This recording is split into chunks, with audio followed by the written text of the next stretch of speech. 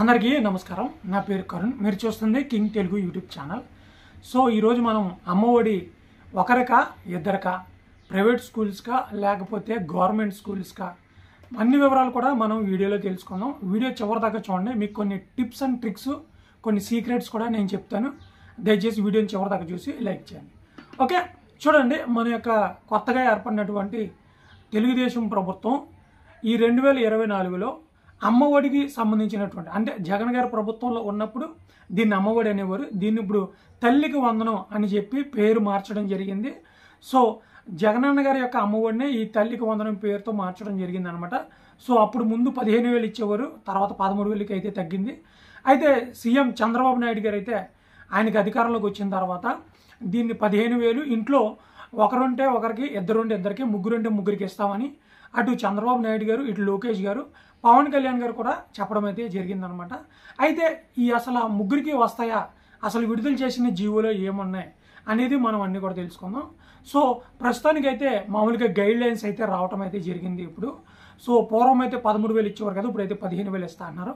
అయితే ఇంట్లో ఒకరికి ఇస్తారా, ఇద్దరికి ఇస్తారా అనేది అయితే ఇంకా సందేహంగానే ఉంది. సో గైడ్ లైన్స్ ప్రకారం మనకి ఇంకా దీని గురించి అయితే సవివరణ అయితే రావాల్సి అయితే ఉంది.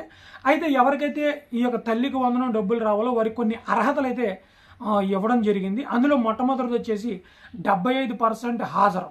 సో మీరు ప్రైవేట్ స్కూల్కి వెళ్ళినా ఇస్తారు, అట్ ద సేమ్ టైం మీరు గవర్నమెంట్ స్కూల్కి వెళ్ళినా ఇస్తారు. అది 1వ తరగతి నుంచి 12, అంటే ఇంటర్మీడియట్ సెకండ్ ఇయర్ వరకు కూడా ఈ యొక్క తల్లికి వందనం 15,000 రూపాయలు అయితే వర్తించడం అయితే జరిగిద్ది అనమాట. సో ఖచ్చితంగా 75% హాజరు ఉండాలి. ఓకే, అలాగే ఎవరైతే ఇప్పుడు ఆధార్ కార్డు లేని వారు ఉన్నారో, అంటే ఇప్పుడే స్కూల్లో జాయిన్ అయ్యి బాల్య ఆధార్ కార్డు ఉంటుంది కదా, బాల ఆధార్ అని గ్రీన్ కలర్లో ఉంటుంది. సో ఒకవేళ ఆధార్ కార్డు లేకపోతే గవర్నమెంట్ వెసులుబాటు ఇచ్చింది. ఇవే ట్రిప్స్ అండ్ టిక్స్. సో ఏంటనంటే ఎవరైనా తల్లిదండ్రులు వారి యొక్క బ్యాంక్ అకౌంట్ కానీ, వారు ఉపాధి హామీ కూలి పనికి వెళ్తున్నా కానీ, లేదా ఎంఆర్ఓ గారు ఇచ్చేటువంటి ఏదైనా పత్రం ఉందో, లేదా ఒక గెజిటెడ్ సంతకం పెట్టినటువంటి పత్రం ఏదైతే ఉందో అది మీరు సమర్పించినట్లయితే మీకు ఆధార్ కార్డు వచ్చే వరకు దీన్ని ఒక ప్రూఫ్గా పెట్టుకుని మీ పిల్లలు ఏ స్కూల్లో ఏదో చదువుతున్నారో ఆ స్కూల్కి లింకప్ చేసి మీకు డబ్బులు పడటమైతే జరిగిద్ది మహిళల ఖాతాలో అనమాట. సో ఆధార్ కార్డు లేకపోయినా పర్లేదు, ఆధార్ కార్డు ఇప్పుడిప్పుడే చాలామంది అప్లై చేసుకుంటున్నారు. సో వాళ్ళందరికీ కూడా ఇదైతే గుడ్ న్యూస్ అయితే చెప్పొచ్చు. ఇంకా రెండవది వచ్చేసి ఖచ్చితంగా మీరు బిలో పావర్టీ, అంటే రేషన్ కార్డు కలిగి ఉండాలి. అది కూడా వైట్ రేషన్ కార్డు. ఖచ్చితంగా మీకు తెల్ల రేషన్ కార్డు కలిగి ఉండి సంవత్సరానికి మీరు 1,50,000 నుంచి, అంటే రేషన్ కార్డు అప్రూవ్ చేయడానికి ఏదైతే మనకైతే ఎలిజిబుల్ ఉంటుందో, సో వైట్ రేషన్ కార్డుకి మీరైతే అర్హులై ఉండి అందులో మీ పేర్లు ఉండాలి. అట్ ద సేమ్ టైం మీ పిల్లల పేర్లు కూడా అందులో ఉండాలన్నమాట. ఒకరైతే ఒకరు, ఇద్దరైతే ఇద్దరు, వాళ్ళ పేర్లు అయితే ఖచ్చితంగా ఉండాలి. ఒకవేళ రేషన్ కార్డులు యాడ్ చేయకపోతే మీకైతే ఆప్షన్ వస్తుంది. ఇప్పుడే కాబట్టి పాలన ప్రారంభమైంది కాబట్టి మీరు ఎటువంటి టెన్షన్ అయితే తీసుకోవసరం లేదు. సో మీకు ఖచ్చితంగా రేషన్ కార్డు అయితే కలిగి ఉండాలి, అది కూడా వైట్ రేషన్ కార్డు. అలాగే మనకి మూడవది వచ్చేసి ఖచ్చితంగా మీరు ఎటువంటి ఇన్కమ్ ట్యాక్స్ కట్టని వారై ఉండాలి. చాలామంది హోమ్ లోన్ల కోసం, అలాగే గవర్నమెంట్ ఏదైనా పథకం ఇవ్వకపోతే స్వయంగా డబ్బులు మనం లోన్ ద్వారా తీసుకుందామని 150 రూపాయలు కట్టో, 200 రూపాయలు కట్టో చాలామంది లోన్ తీసుకున్నారు. దానివల్ల మీరు ఈ యొక్క అమ్మఒడి కోల్పోతున్నారు, ప్రభుత్వ పథకాలు కూడా కోల్పోతున్నారు. సో నేను స్కూల్కి వెళ్తే హెడ్ మాస్టర్ గారు చెప్పారనమాట, సో ఇలాగా మీరు ఇన్కమ్ ట్యాక్స్ కానీ ఎలాగ లోన్లు వస్తాయని కానీ ఎటువంటి పెట్టుకోకండి. ప్రస్తుతానికి మాత్రం ఈ ఇన్కమ్ ట్యాక్స్ని చూపించి ప్రభుత్వం అయితే ఎటువంటి పథకాలు రేషన్ కార్డు ఉన్నవారికి ఇవ్వట్లేదని తెలియజేయడం అయితే జరిగిందనమాట. సో మీరు కూడా ఎటువంటి ఇన్కమ్ ట్యాక్స్ ఫైలింగ్ అయితే చేయొద్దు.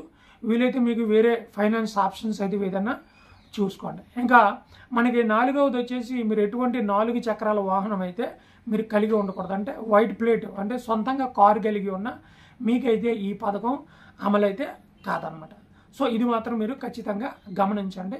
సో లాస్ట్కి వచ్చేటప్పటికి నేను సీక్రెట్స్ అయితే చెప్తా ఉన్నాను కదా. సీక్రెట్ అంటే పెద్ద ఏమీ లేదు. మీరు ఖచ్చితంగా ఎవరైతే లోకల్లో మీ నాయకులు ఉంటారో వాళ్ళు ఖచ్చితంగా మీరు పట్టుకోవాలి. ఎందుకంటే ఏదైనా పథకం రావాలంటే ముందు వీళ్ళ చేతిలోనే ఉంటుంది.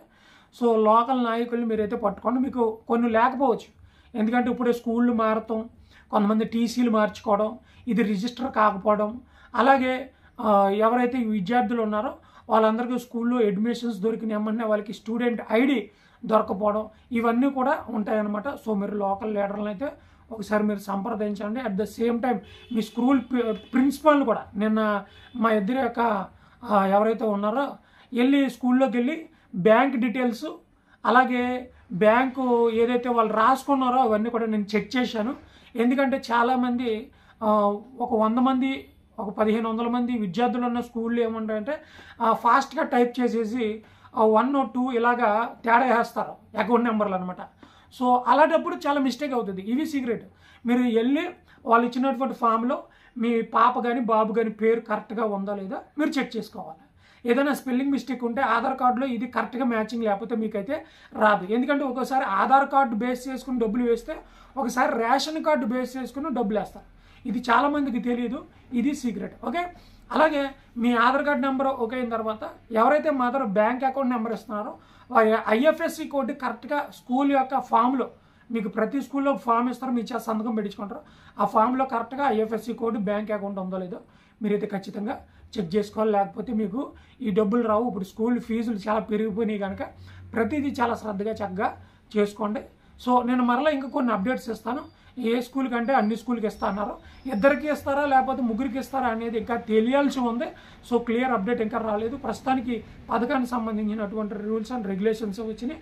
ఈ పథకం వస్తే మనకి ఆగస్టు 15 స్వతంత్ర దినోత్సవం సందర్భంగా వచ్చే అవకాశం అయితే ఉందన్నమాట.